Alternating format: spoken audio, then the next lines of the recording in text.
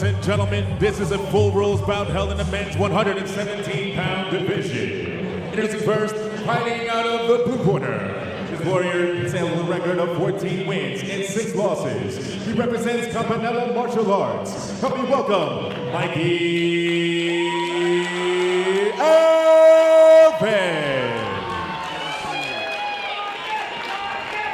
His opponent fighting across the ring.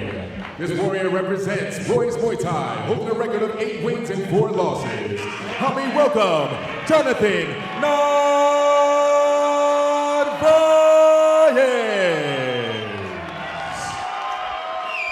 After the action begins, your third person inside the ring and your referee for this contest, Brian Martina. Here we go, folks. 3 2-minute rounds in the 118-pound division here. Full rules Muay Thai, 10-point must system. Win of a round gets 10. The loser of a round gets 9 or less. Points deducted for knockdowns, penalties assessed, or standing 8 counts. And there was a 3 knockdown rule in effect. Any 3 knockdowns in a round, the fight is over. 4 knockdowns throughout the fight, and it's called. Alves out of the blue corner, Narvaez out of the red. Liam Parent and LG Pinnell joining you live from Madison Square Garden. Love the sound of that, Liam. The first thing you can count on in a weight class like this is a lot of speed and high volume and output in every single round. Nice hook there for Alves. I know, he's showing really good pressure right off the bat. He hasn't given Jonathan an inch to breathe. Good reversal. 118 pounders, this is a big ring, a lot of real estate. Absolutely, so much space to move your feet, so much space to place your front foot and decide exactly how far you want to be away from your opponent. Nice right hand from Jonathan right there that clipped Mike on his way in. One thing you want to watch out for on Jonathan is he turns his hip towards his opponent when he enters the clinch. That's very dangerous. You open yourself up to a lot of takedowns and sweeps if you turn your hip like that, but it also presents you with the opportunity for a strong right knee when he does that. Nice shot to the body there, lands for Alves. Ooh, an exchange of right hands. I heard that from you. That sweeping right hook from Mike just now clipped Jonathan on the temple, and it seemed to kind of, Jonathan lost focus for just half a second, but he's back on it already. Just over 30 seconds remaining in the first round.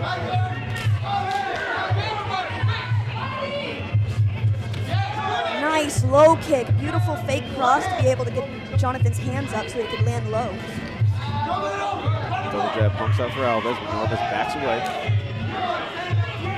Alves learned that lesson quick, went for the inside kick instead. Mike is doing a beautiful job of switching his stance. He's using his right hand like a cross, a jab, and a hook, all in like one combination. It's beautiful to see. First round comes to a close. Wow. My opening remarks are that Mike is very dialed in at the moment. He hasn't really missed many shots. Everything has been right on point, and he's clipping Jonathan at the end of every shot, not in the middle of it.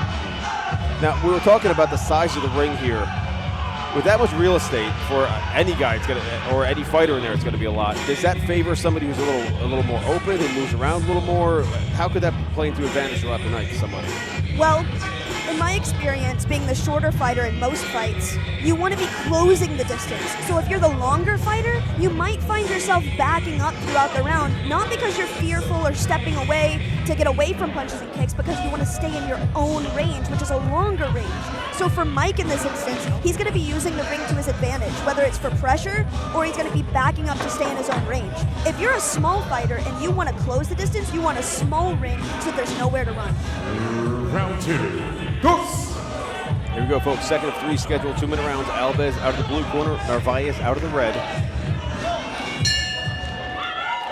Narvaez seeking to prove that last win was a fluke, and Alves trying to prove just the opposite. Winging right hand just misses for Alves.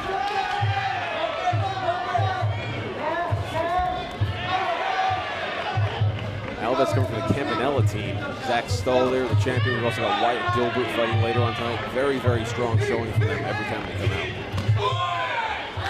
Beautiful left kick from Mike just now. Wow, nice peppering jab from Jonathan. It made Mike step back a little bit, and they're trading right on the ropes now.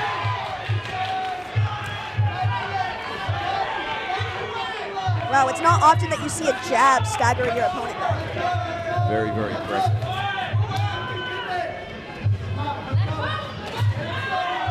Thank you to everybody tuning in on WarriorsCup.tv. Oh, Alves with a little unsure on his feet there afterwards.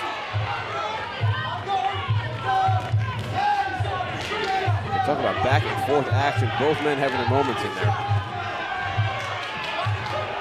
Jonathan is doing something interesting. After he throws his big 1-2 or even a hook, he swims his head down and over to the outside of range to hop right back in. He hasn't gotten caught with a head kick or anything like that yet, but I would like to see his hands a little bit higher when he dips his head that way. Beautiful sweep from Jonathan. Well timed. One thing to note, folks, is that if you see elbow pads, that probably means that sweeps are legal. Referee warning him not to grab the ropes. That is a legal move. Alves have a nice right hand over there to finish that combination.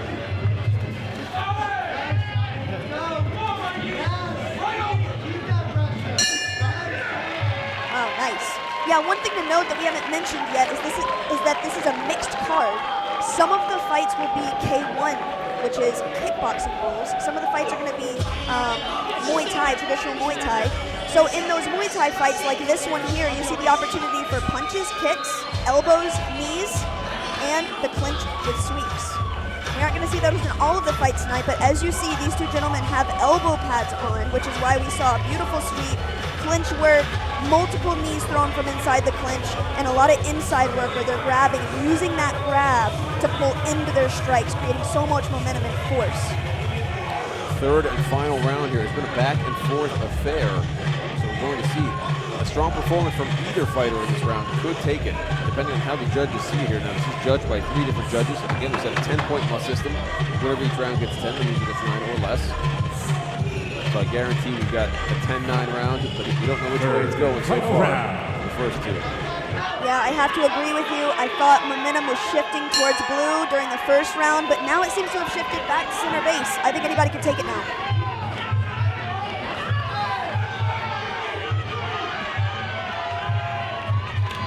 Ooh, solid kick, but Narvaez had that hand up there in time to block.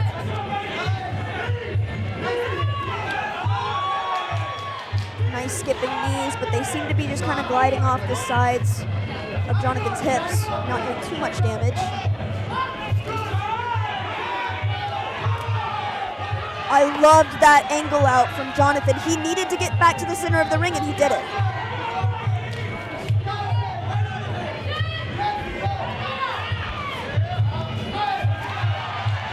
Narvaez coming from the kicks into the punches. You've seen him do that a number of times throughout the fight. Very effective. Yeah, he starts with kind of a low kick that doesn't have much pressure, and he uses it to slide forward into a cross and then a body kick. When you're short and you need to step forward, you don't want people to notice that you're stepping forward, so if you hide it behind the kick, you have a good opportunity there to land your hands behind it. And in your fights, generally you have in the shorter of the 2 fighters, LGB. You've really found a way to use it to your advantage. Yeah, especially when you're on a little bit of a defensive run like we see with Jonathan here where his back is up against the ropes. That's not a terrible place to be when you're short because you know that they're going to be closing the distance and their momentum is shifting towards the direction that you want them to move, which is close to you. So really, Jonathan has an opportunity to use it to his advantage. However, ring generalship and ownership is something that the judges look for, and Mike is showing that in this round a little bit with how much time Jonathan is spending on the ropes. Nice uppercut to an overhand right lands from Narvaez. Almost at the 10-second mark here. There it is. No reason to hold back now. This is when you give everything and try to finish on top. And that will be it, folks. We will go to the judges' scorecard. Our first bout of the evening here from Madison Square Garden has concluded. To an appreciative crowd, both these men breaking in the ring for the rest of the night. Don't forget, folks, we have Dimitri Varitz and Kenny Carey tonight fighting for the WBC Nai Tum title at 147 pounds. Also, CC McDonald and Anna Toole will be facing off in our Tourism of Thailand sponsored fight of the evening. Do not go anywhere. Yeah, you have to know that being the first fight of the night, walking out here to Madison Square Garden has got to be nerve-wracking. But these guys didn't show it. They showed so much class and respect, but also just dominance. They didn't let this scare them or push them back to be less risky or anything. They threw everything they could. I don't think anybody could leave here tonight feeling like they left anything up to question. Andrew Park has the official decision in hand.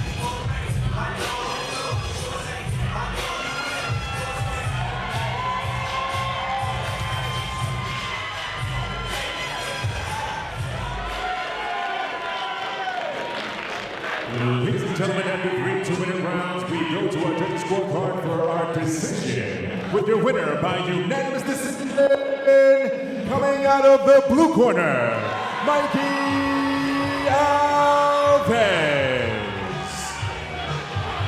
Mikey Beautiful Alves. fight. Excellently done, yeah. Mikey Alves taking that decision there. Great job by Narvaez, but I can see what you were saying during the fight there, LG, where the momentum seemed to be shifting towards Alves quite a bit. He got the better of a lot of the exchanges, but Narvaez showed why he's that former champion.